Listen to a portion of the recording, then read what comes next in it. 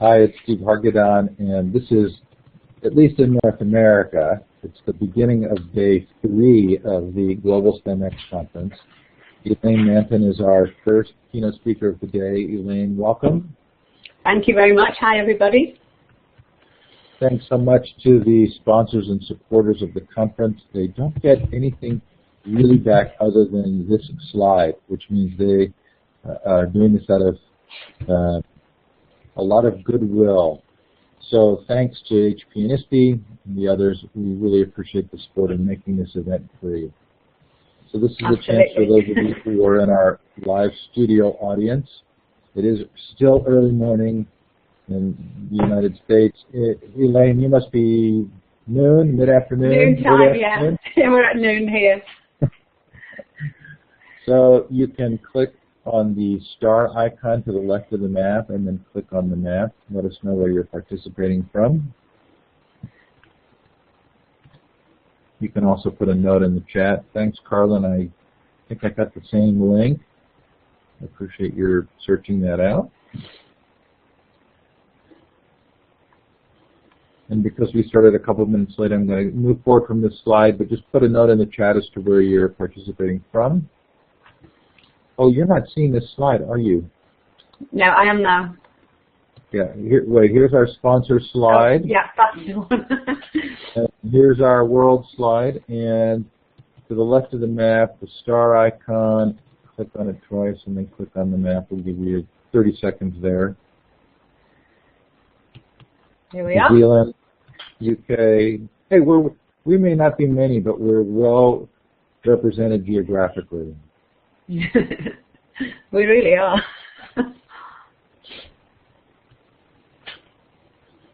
Okay, so Elaine, I'm going to turn it over to you, and when you need those links, just let me know. Okay, that's great. Hi everyone, hope you can all hear me properly. I'm a teacher at Loretto Grammar School. As you can see here, Loretto Grammar School is a specialist school in maths and science. It's based in Manchester, which is the northwest of England, based in Altrincham. We are a Catholic school. Just to give you a bit of a background about, where we are and sort of our reasons for getting involved in STEM as well. We are an all-girls school, so we're very interested in promoting STEM to all girls, so it seemed like a really great place to start. We have, how do I move down, Steve, to the next slide? Sorry. Oh, I've lost you. So you know how to move the slides, Elaine? No, sorry. Oh, yeah, slide 2, got it. Got it. Okay. Back button. Now you want to use the forward and back button up at the top. It's there's a little arrow forward and arrow back button right next to the slide. Oh yeah, got you. There we go. Yeah. Sorry, everyone. Amateur. So basically, here we're part of a network of schools in the UK. There's 5 schools, and worldwide we have even more. So we're spread out quite all over the world. All girls, Catholic grammar. So basically I was very much interested in looking at promoting the gender balance in the STEM workforce, as you can see from this slide.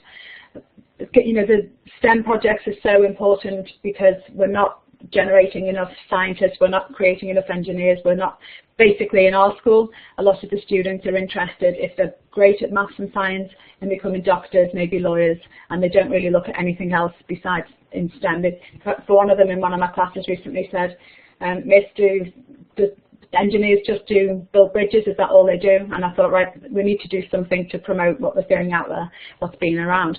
So looking at WISE, I looked at some work that they were doing, and they were trying to improve the gender imbalance. So I got involved in a project called inGenious, which is an international European project based in Brussels, but looking at 17 different countries and collaboration between the different countries and industry, STEM links, and work with just lots of different industries and research people and research, not councils, but ministers of education, a huge one. So we were looking at doing something with that. I was lucky to be one of 10 pilot schools in the UK to be involved in inGenious, and heard yesterday actually that I've been invited back for the 3rd year, so I'm delighted with that. I wanted to implement activities from a selection of good practice initiatives which described industry school cooperation to understand the conditions in which they can be used in different contexts. So in the first year, we sort of dipped our toes in a little bit and decided that we'd start with the geography department, connecting with eco-warriors under the banner of technology, with eco-warriors in the Indonesian rainforest, and that was deforest action. And that was really inspiring. We had a small group of pupils for that because we couldn't impact on the lessons too much at the beginning. So we took them out of geography, and a few of them got involved in this project. And also I got involved in doing some online chats across over 6 weeks periods, and those were only industry experts. This was myself as a member of staff, and also with people involved, people just like me in different countries just wanting to raise the profile of STEM. And so that's really how we started. I looked at a practice called mathematics tools, because I teach maths, well, and science luckily this year, but mostly I'm a maths teacher. And from there, I just sort of looked at what I'd done in the first year. I was invited to Istanbul in August 2012 to feedback on the work I'd done, and all of my other colleagues from, it was I think 15 different countries then, we all met up to sort of discuss how STEM could challenge in society and benefit from the really cutting edge technology. And we were on the cutting edge of research because it was, again, if it wasn't for sponsors, we wouldn't be able to have this collaboration either, because, you know, schools just can't fund this type of thing.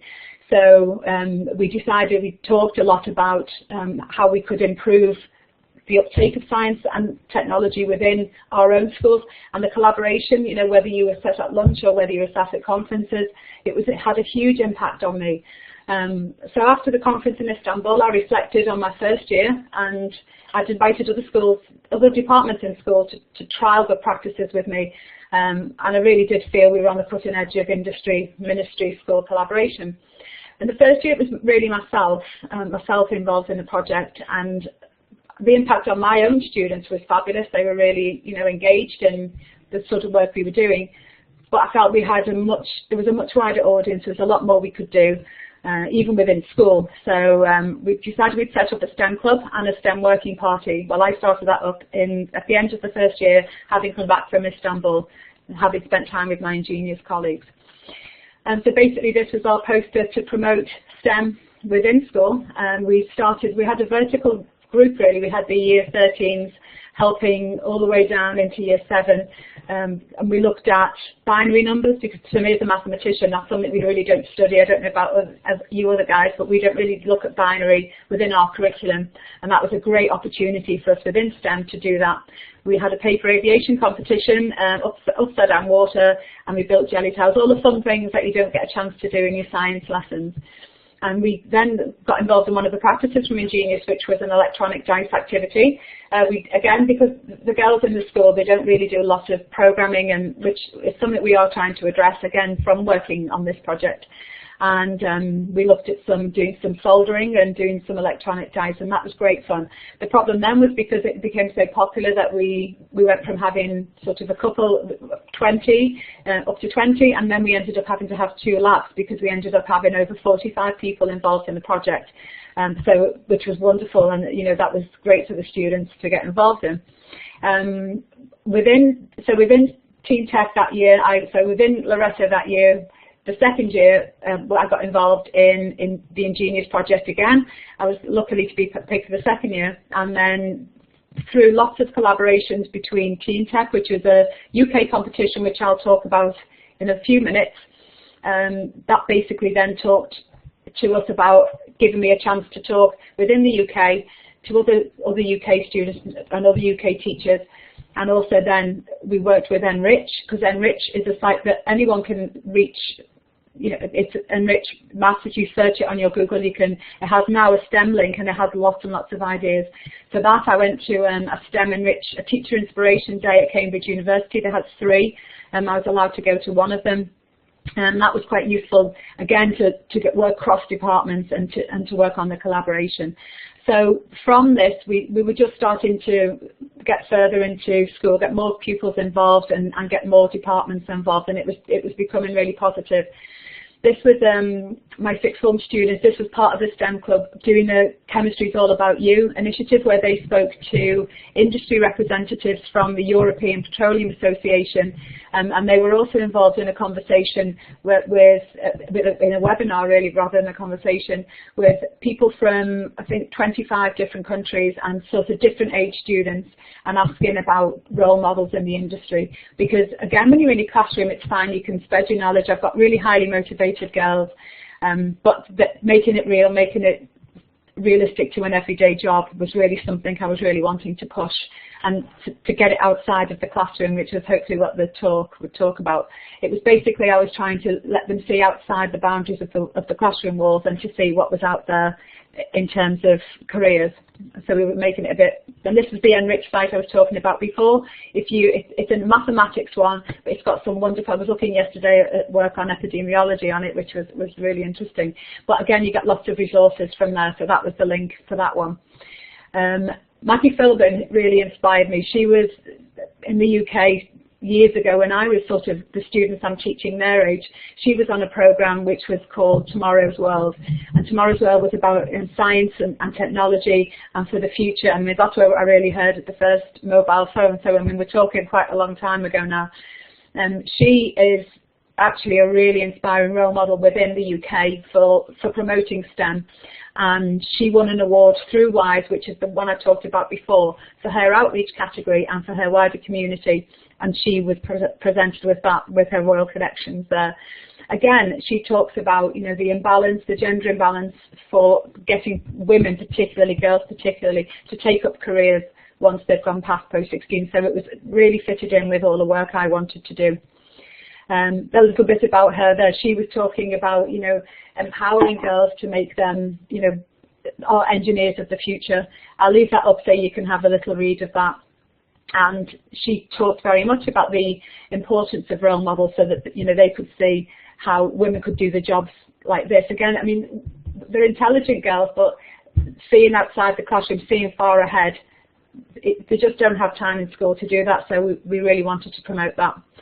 So if I then show you, if you could now add the link, Steve, if that was okay, the Team Tech link, if that works for you, if you could add that.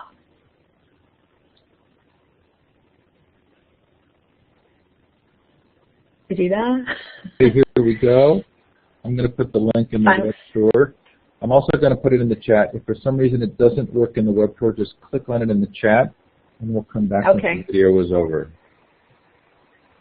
Okay, I'll just turn off my webcam while this is on, if that's okay. Yeah, just make sure you turn off your microphone as well, because it'll play the sound back. True.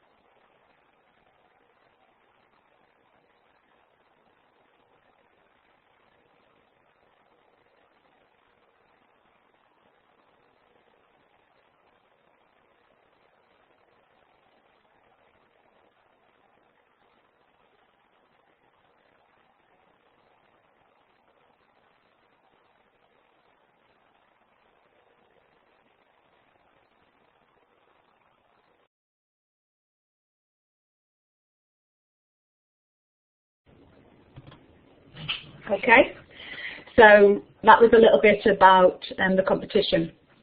So we basically, it embodied really everything that I wanted to improve really at the school, and it gave us a chance to collaborate with industry, collaborate with, again, inspiring role models. We had about 5 groups who entered, and 1 group actually made it to the final. This group were a group of 3 sort of unassuming Year 9 pupils who were in my maths set, and they decided they were going to try and improve a blood monitoring device, a portable blood glucose monitoring device. And so they did a lot of research behind the scenes. They came up with a logo. They worked with the artists in residence. They worked with the design technology department. They worked with the biology department to sort of discuss diabetes and you know, the background behind it. So there was lots of collaboration, not only with them, but you know, via Cisco we could use WebEx, which meant that we could speak then to a research associate who was involved in the University of Hull. And so again, that showed you that it was within science, in action in that way really. And then also, even though we were in the healthcare category, because you could enter one of the categories, and I'll show you what the categories were on a slide in a moment, there was 10, and it was, again, 10 categories that would hopefully promote contemporary science careers, contemporary technology, maths careers, not just basically the working in industry and working in hospitals that was trying to show them that's out there really. So we worked as well with Airbus. There was 3 graduates from Airbus who got involved in working with them to see how their research could be improved and to see in the real world how they could improve their product. So they got really hands-on, you know, and then it was quite high-tech, sort of the language that they were discussing. So it was interesting to see how that developed for them. So we did quite a bit of collaboration again, and we collaborated through the inGenious STEM project. We collaborated with 3 schools, 1 in Finland, I can't begin to pronounce the name, 1 in Finland, 1 in Italy, and a school in the Czech Republic. So we worked with people within that, the students and teachers. I'd like to develop that more for next year, but you know, mostly we work with the teachers and they passed it on. Okay, sorry about the house phone ringing. Okay, the next slide. These are the 10 category winners. Not the 10 category winners, sorry. These are 10 competition categories that we really thought were of the future. So we entered the healthcare category. And we had a couple of others who entered wearable technology, but they didn't. Unfortunately, it was a great idea, but it didn't make it to the final. But these were the sort of the categories of the future that we really thought would be developed. So we worked on, these are the 3 pupils, the 3 students of Manton. They're very distinctive blazers, as you can see sort of on the background of the slide as well. So these 3 girls entered the competition. We've got some slides of them here working with those of you in the UK. You might well know this guy is Brian Cox. He's very famous. He's promoting science, public understanding of science. He does lots of BBC TV programmes. Very popular in the UK. So he sort of, you know, I shamelessly dragged him over to speak to our girls, and he was really very interested in the project that they were doing. You can see in the background our stand and our presentation. This is the girls. There was again some very prestigious judges who were involved in the competition. Some BBC presenters, some really eminent scientists, not just in the UK, but you know, global scientists came and were judges in that category. So it was really impressive to see how they managed to do. So if we could possibly show the other video now, if that would be okay. And while you're setting that up, Steve, I can then just talk about sort of how we did in the competition. So on the 24th of June, we were invited to the Royal Society in London to give our presentations, and that's where we are there.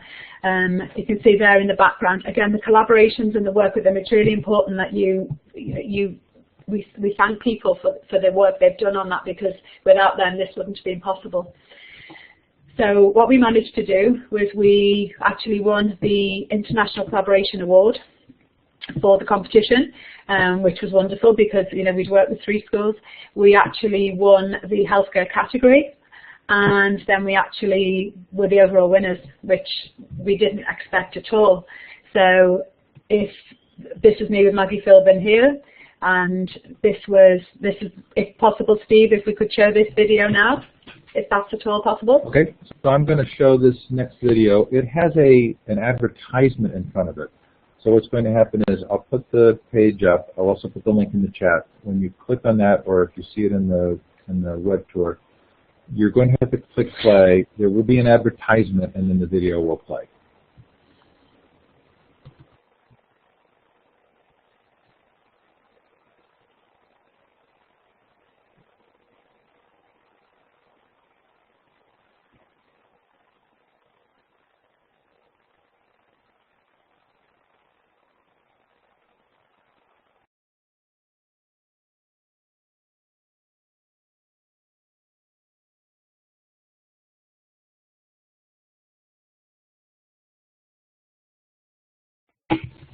Okay, so that was our, oops, I've lost you there.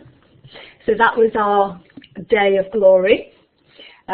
We went to the palace, and that was just something I'll never forget when we opened the gates, and you just think of all the hours of work that you've done, you know, when you sitting in when you've got to be marking your books for your afternoon lesson, and you're meeting the girls to have yet another meeting. It really made it worthwhile. That it was, you know, that it was considered to be good enough, really, which we were very impressed with. So there's us in the palace. It was in where they give out in the investitures room. It was really quite something. So this is one of the lecturers that we worked with. He was from University of Hull.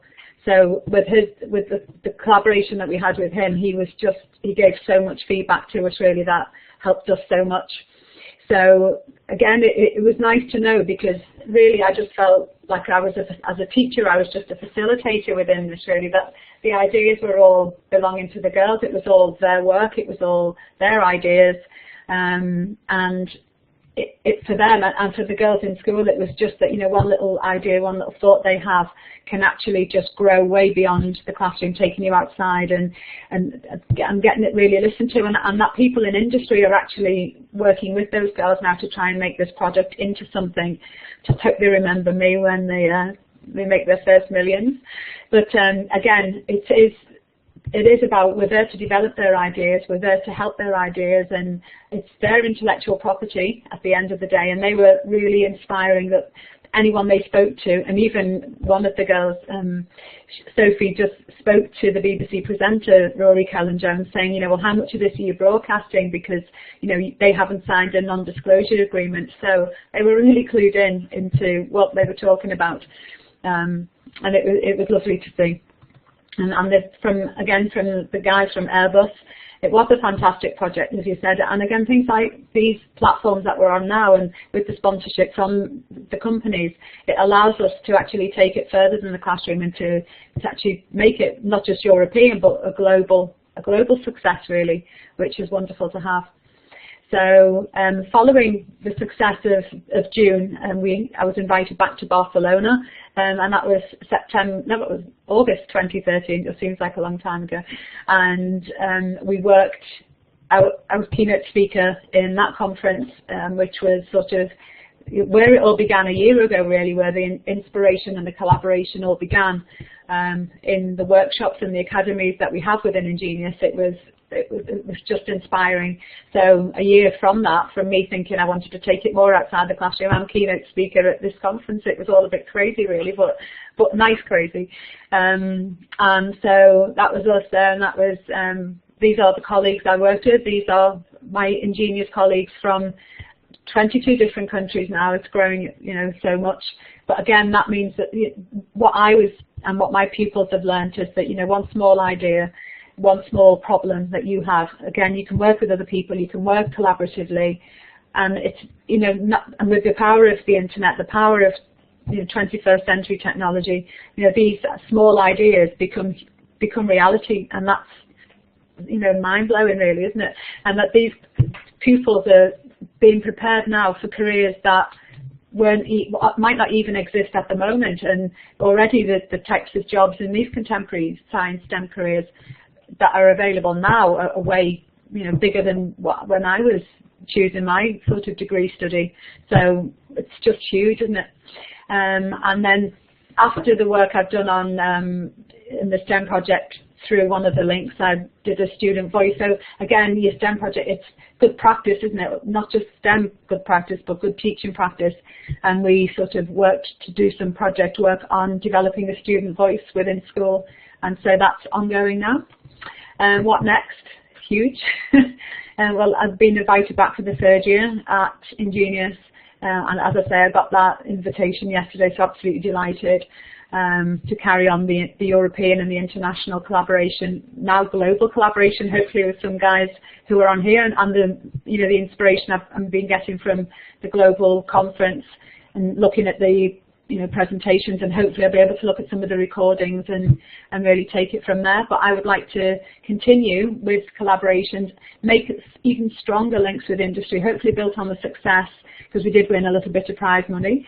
But built on the success of that, I would like to take this further, work with industries, try and get girls out into seeing and getting more role models in a CAFE scientific type role, where role models and science ambassadors will come, and STEM ambassadors. We have that in the UK. I don't know if wherever people watching this are where you're from, but we have a really good STEM ambassador network where young people, older people even, just come in and talk about their careers and just give inspiration really for careers of the future. So really that's me. So has anyone got any questions or anything to ask? You can put a question in the chat, or you can grab the microphone. You all have microphone privileges. Feel free to just click on the talk button at the top left.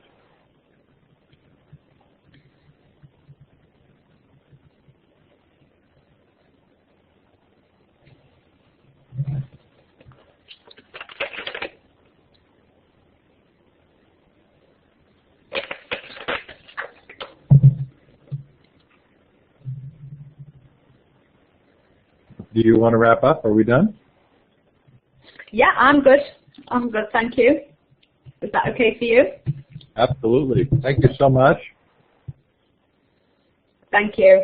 So we just click in the corner now and we're done? I'll take care of everything from here. I'm going to turn off the recording. Okay, well thank you for all your help.